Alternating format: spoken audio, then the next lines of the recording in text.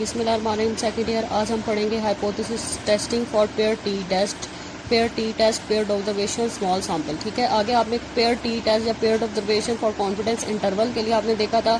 अब आप देखेंगे पेयर टी टेस्ट को हाइपोथेसिस टेस्टिंग में आपने कैसे करना है। ठीक है, सेम वही चीज़ें हैं, बस थोड़ी सी चेंजिंग होती है फार्मूले में। ठीक है, तो इसमें भी आप डी बार वही एस डी वगैरह निकालते हैं इसमें भी।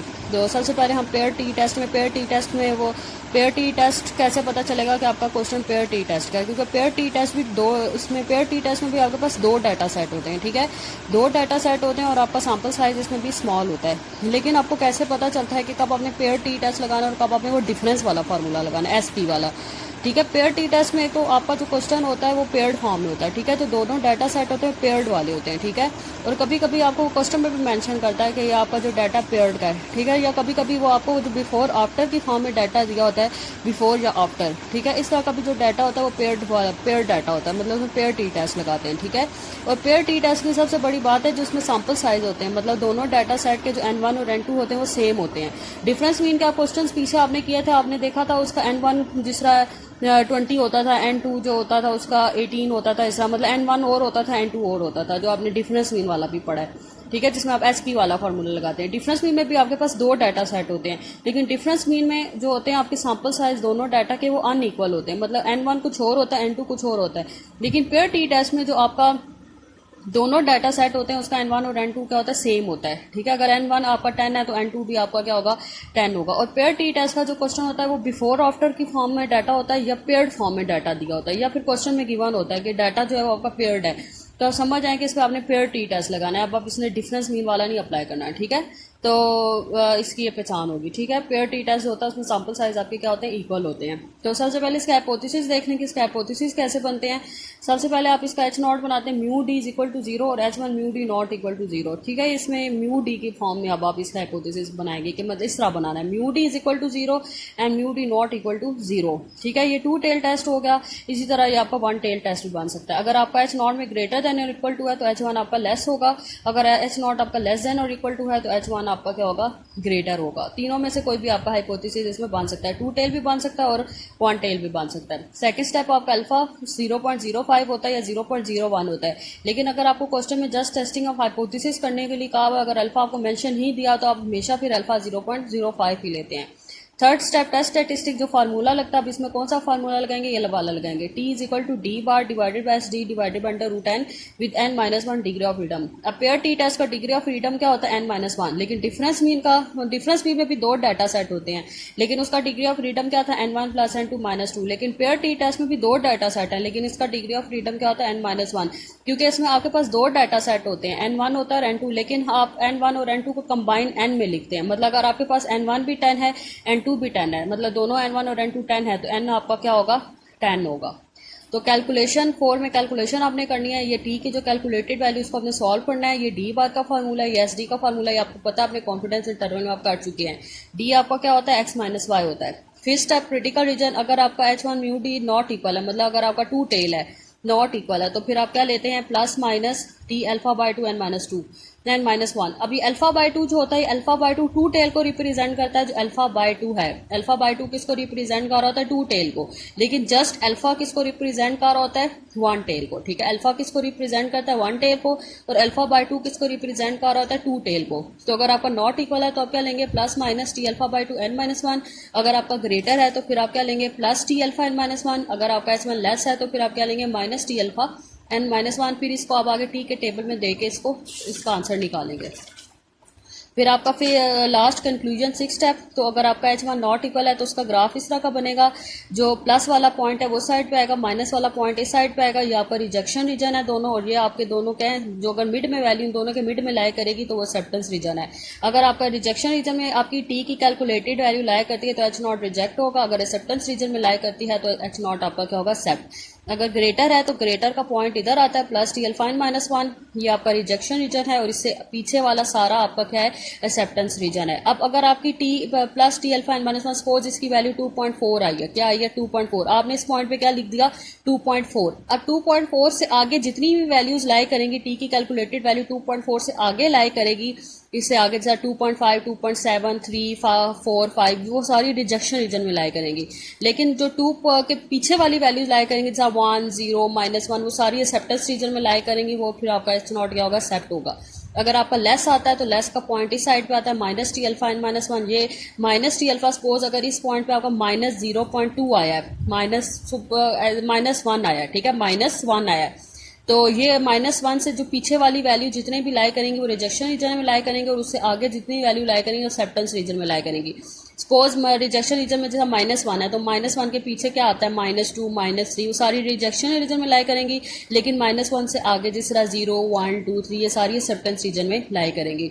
तो इसमें कंक्लूजन में आपने डिसीजन लेना होता है, आपने बताना होता है कि आपका एच नॉट एक्सेप्ट होगा या रिजेक्ट होगा। तो क्वेश्चन नंबर 30 जो है ये आपने खुद करना है, इसमें बिफोर और आफ्टर का डाटा दिया हुआ है, ठीक है, बिफोर और आफ्टर का डाटा दिया हुआ है, तो बिफोर और आफ्टर का डाटा समझ आए कि बिफोर और आफ्टर का डाटा है तो ये क्या होगा, क्वेश्चन पेयर्ड का क्वेश्चन है, तो आपने इसमें पेयर्ड लगाना है, ठीक है। क्वेश्चन नंबर 31 में आपको पोलिनेटेड और नॉन पोलिनेटेड, आप देखें पोलिनेटेड और नॉन पोलिनेटेड, ठीक है, ये पेयर डाटा, एक पोलिनेटेड है एक नॉन पोलिनेटेड।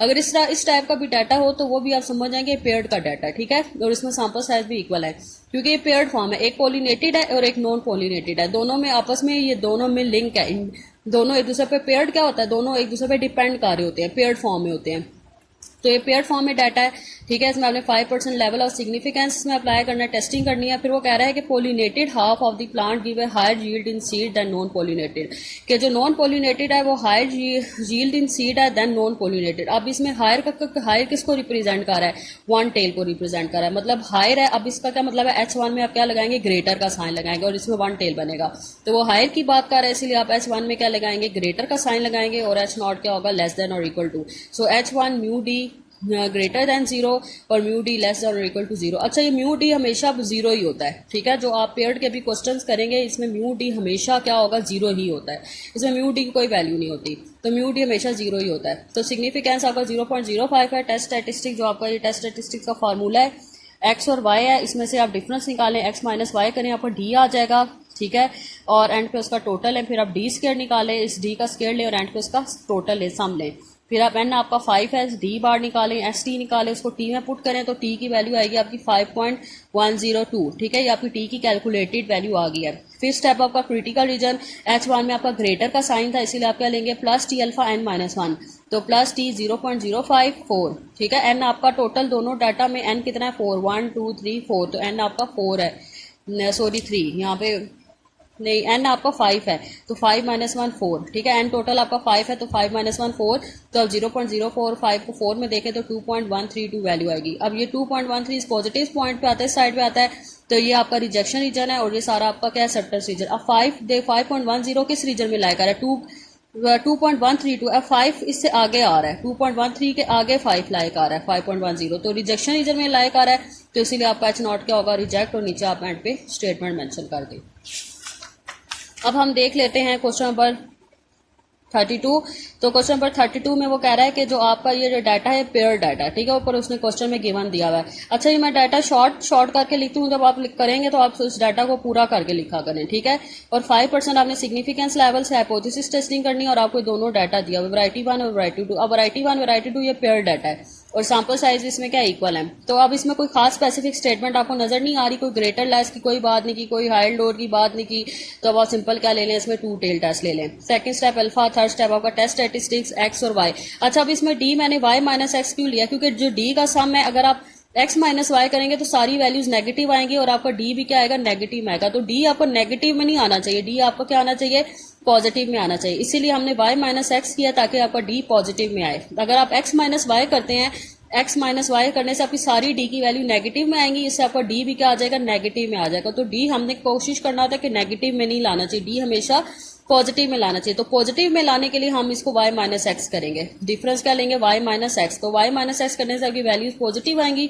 तो इससे आपका d भी क्या आएगा, पॉजिटिव होगा। तो d हमने क्या लिया, y माइनस एक्स, तो d का सम आपका क्या आ गया 28, फिर आप d स्क्वायर लें तो d स्क्वायर का सम क्या आ गया 94, फिर आप d बार और एस डी निकालें, ठीक है, और फिर आप टी निकालें। अब ये जो एस डी लिखते हैं ना, ये वाला डी ये बेस में लिखा करें, ठीक है, जो एस के बेस में ये डी लिखा करें, ठीक है। तो इसका एस टी निकालें, टी में पुट करें तो टी की कैलकुलेटेड वैल्यू आपकी आ गई 6.71। तो अब फिफ्थ स्टेप क्रिटिकल रीजन, क्योंकि आपका टू टेल टेस्ट है, H1 में नॉट इक्वल है, तो आप क्या लेंगे plus T plus minus T alpha by two n minus one. ये अल्फा बाई टू किसको रिप्रेजेंट कर रहा था, टू टेल को, तो plus minus T 0.05 by two 10 minus one. तो फिर आप 0.025 को 9 में देखें तो आपकी वैल्यू आएगी प्लस माइनस 2.262। अब आप इसको ड्रॉ करके चेक करते हैं कि आपका H नॉट क्या होता है, एक्सेप्ट होता है या रिजेक्ट। तो प्लस वाला पॉइंट इस साइड पे आएगा, माइनस वाला पॉइंट इस साइड पे आएगा। ये दोनों रीजन आपके रिजेक्शन रीजन है, और इन दोनों के मिड में अगर लाइक करता है तो वो एक्सेप्टेंस रीजन होगा। तो 6.752 से आगे लाइक आ रहा है, रिजेक्शन रीजन में लाइक आ रहा है, तो H नॉट आपका क्या होगा, रिजेक्ट हो रहा है। नीचे आप एंड पे स्टेटमेंट मेंशन कर दें। सो ये बस आज आपने ये पेयर्ड वाले क्वेश्चंस करने हैं। तो आज मैंने आपको थोड़े क्वेश्चंस दिए हैं ताकि आप पीछे वाले भी क्वेश्चंस अपने कंप्लीट कर लें। तो लॉन्ग क्वेश्चन 30 to 33 आपके होमवर्क हैं, और शॉर्ट क्वेश्चन नंबर 57 to 59 है। अब आप पिछला लेक्चर के भी क्वेश्चंस और आज के भी लेक्चर के क्वेश्चन सारे कंप्लीट करके मुझे चेक करवाएं।